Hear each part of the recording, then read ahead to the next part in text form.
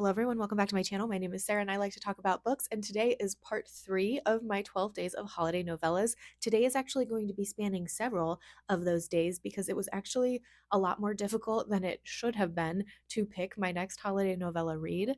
I'm future Sarah right now. This video is going to take you through the trials and tribulations that I had in picking a monster romance holiday novella. I had already read 3 contemporary romance holiday novellas as part of this series, so I really wanted to pick a monster romance next.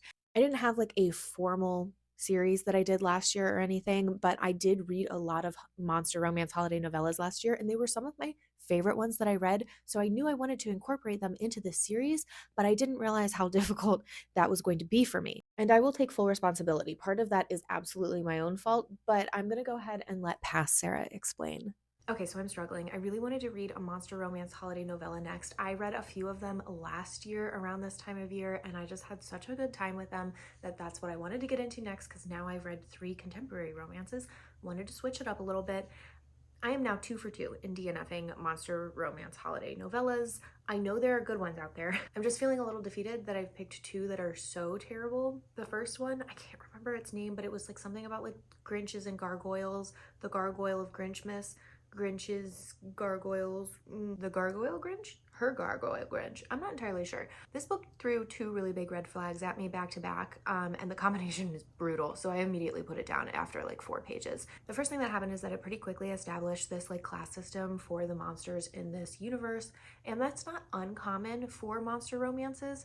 But usually it's because it's trying to say something about like our society or just something about, it's trying to say something about something.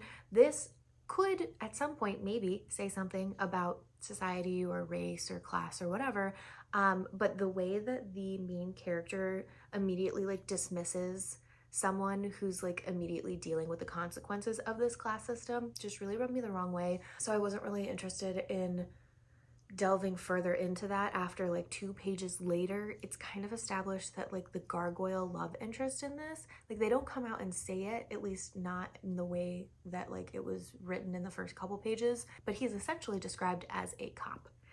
And I want nothing to do with that. I don't want to touch that with a 99.5-foot pole. So we're putting down the Grinches of gargoyles, miss. And so I went and I picked up Yeti for Love because I was like, okay, gargoyles aren't going to be it. Let's try a Yeti. That's nice, fun, and festive. I thought it was going to be fun and flirty, I should have known.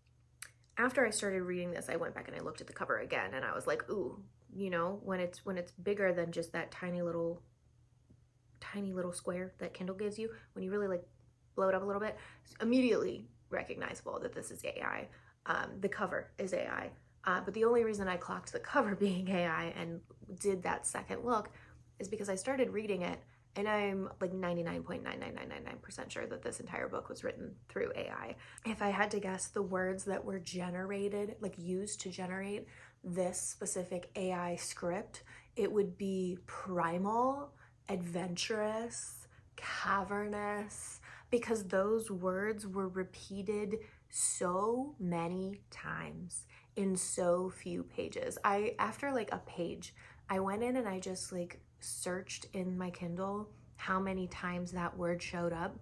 The word primal showed up in this novella, this 56-page novella. The word primal showed up 51 times. I'll give you an example of what that looks like. His eyes were primal and his words were primal, even though they never spoke. They never spoke. It is insulting to anyone who has ever read a book that you would put this together. I'm a little furious. But yeah, after like a page or so, I knew. I was like, okay, this whole thing is AI. Which is just so annoying. But also then I'm like kind of kicking myself that I'm like, how did I not realize that just based off the cover? I feel like sometimes it's just like so immediately obvious, but with the Kindle covers, like sometimes they're just so small, especially if I'm looking on my phone, I miss it. Like sometimes it's really hard to tell. Maybe that's just me. Sometimes it's really hard to tell. It's not always like it is on Facebook when it's like your aunt sharing some very obviously AI image. Like I had to zoom in on like some details to realize that like none of them actually made sense, and then when I zoomed back out, I was like, why did I think the Yeti's muscles that are growing out of his muscles made sense? that's stupid. I just like when I originally saw it, I was just like, that's a really muscular Yeti. But then I realized his muscles were growing out of muscles and then growing out of more muscle. Like it doesn't make any sense structurally. But then also she has an extra finger. The 51 uses of the word primal though, I'm never gonna get over that. That's just so ridiculous. Anyway, so I DNF'd that one. Um, I'm gonna continue to look for my monster romance holiday novella. I know it's out there somewhere. I have hope that it'll be the next book that I read. I will keep you posted. I will keep you posted, and hopefully the next one goes so much better. Ooh, I hope the next one goes so much better. You sleepy girl. You're such a sleepy girl.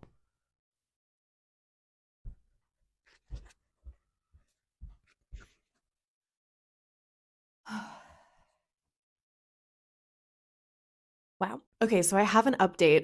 I was still so annoyed with the whole AI book situation that I went over to TikTok and I was making a video about it because I was just, again, very, very annoyed. And in one of the comments, I was just like, if anyone has any monster romance holiday novella recommendations, I am looking for them. So please send them my way, like send your favorites my way. And somebody had reminded me that Katie Robert has a Krampus holiday novella. So I was like, okay, I have read Katie Robert before. I've enjoyed their books before. Let me try this Krampus holiday novella. And like that was all of the research that I did before deciding to pick that up. It was 15 pages. And I think this is something, first of all, it is on me that I didn't look into this any further. Um, but I do think that it's something that the book talks community specifically does often. And that is conflate romance and erotica because they're two separate genres, right? Like romance has its own genre conventions, erotica has its own genre conventions, and not all erotica is a romance, and not all romance is erotica. And this Krampus holiday novella is erotica. I think Katie Robert did a really good job of putting a very interesting scene together with only 15 pages. There was enough mystery and also promise of future events that I think this could be expanded into something even longer and it would still be like heavily entertaining. I don't know if I would be on board of reading any more pages of Krampus because Krampus to me is like Krampus is never gonna never gonna be a love interest that I really am into. I think there's been a few that I've tried and they're always scary. They're always scary. And I like a horror and I like a horror romance, but something about Krampus to me is just yuck. Like there were a few moments in this that I was just like giving me the heebie-jeebies. I'm just not okay with it. But back to my point is that this was very specifically a 15-page erotica novella, a holiday erotica novella, but I would not recommend this to anyone who's looking for a monster romance because that's not what this is. Um, so I still have yet to find my monster romance, but this was interesting. I've read Katie Robert before. Again, that's why I picked this up in the first place. I read like the first, I think, two books in their Dark Olympus series, and I did enjoy them. I haven't kept up with those though. There's so many of them, and I do follow Katie Robert on most of their social media platforms. And every time, every time that they share their graph of like who's been with who and who's friends and who's family and everything, like they have like a whole diagram. It's a little overwhelming to me. It wouldn't be if I had kept up with the series, but every time I see that I'm like, wow, I've missed a lot. But I'm nosy enough that I want to try and like piece everything together. So eventually I'll probably read them, but not anytime soon. So yeah, still looking for my monster romance, but I have an idea of what it's going to be next. I'm thinking it's going to be snowed in with a demon. I think I tend to prefer demon monster romances, and this one just seems very cozy. It's literally at an inn. So I'm thinking this is the vibe that I want to go with. I read through the synopsis and the rating style seems to jive with what I'm looking for. Fingers crossed. I have high, high hopes that this is going to be the one. Wish me luck.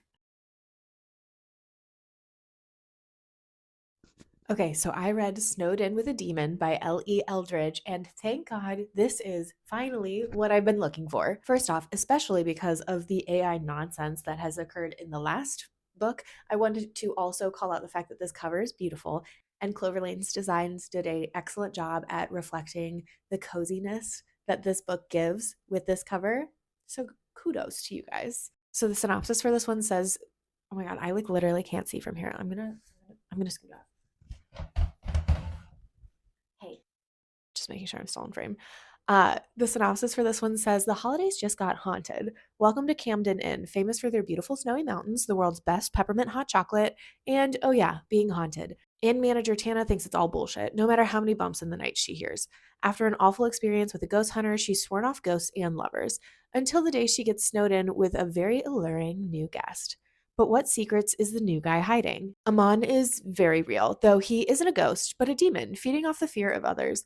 And he's been trying to scare the inn manager since she started working there. Everything changes when he finally scares her and he finds her fear is delicious, and he knows he must scare her again. And what better way than becoming her guest at the inn? Snowed In with a Demon is a 30,000 word novella featuring a socially awkward demon and a feisty inn manager. You can expect fast burn, cozy vibes, and an adorable cat. This story is standalone and does not have any cliffhangers, HEA guaranteed. This book delivers exactly what it says and then some. Let me back up again, for the socially distanced. One of the things that isn't mentioned in the synopsis is that Amon the demon is actually trapped at the inn via a curse that occurred a very long time ago before the inn was even an inn. In the distant past, there was a witch who summoned him to that location and wanted him to wreak havoc on the local townspeople. And when he refused to do her bidding, she cursed him and he was bound to that location. Generations later, the inn has this reputation of being haunted because of Amon's presence. He feeds off of fear, so he has been scaring people in that location for such a long time that it just has this reputation. And Tana might not believe in the paranormal, but she is completely surrounded by it, and not just because Amon the demon is at her workplace where she also happens to live. Her best friend is also a witch. The only real thing that irritated me about this book was that Amon, once he made his presence known and him and Tana started having these interactions, he just immediately started using the pet name Snow Bunny. And it is very jarring. I hate it. It seemed to just really come out of nowhere, especially because we had gotten his thoughts for so long before that, where he's not referring to her as any sort of pet name. And then the moment they have their first interaction, he's like, Snow Bunny. Where did that come from? They don't explain where the Snow Bunny came from. I don't know. I just feel like if they really wanted to incorporate Snow Bunny, if they had done it at the beginning, it maybe would have seemed less irritated, but I think I would hate it either way. But that was really it. Otherwise, I think this had a really good balance of sweet and spice. And I think the haunted element of this book makes it stand out against a lot of the other holiday novellas that I've read recently. I also really like all of the attention Tana's cat Binks got from both Tana, Amon, and just the author in general. Anytime Tana and Amon were like out of the cabin, she let us know that the cat was being taken care of, and I really appreciate that. I always want to know what's going on with everyone's pets. It's nice to know they're being taken care of. Overall, I had a really good time with this one, and I'm going to rate it 3 Ghosts of Christmas. Okay, so that's going to be it for this video. I have actually already started on my next holiday novella read, and I am going back to my safety zone that is contemporary romance, and I actually picked an author that I absolutely love. I am reading Set the Record Straight by Hannah Bonham Young, so make sure to subscribe to this video so that you catch my next video where I talk about that book. In a comment below, let me know some of your favorite holiday novellas because clearly I need assistance in picking them out. But if you are still here with me at this point, thank you so much for being here today. I hope you have a beautiful, beautiful day. Mwah.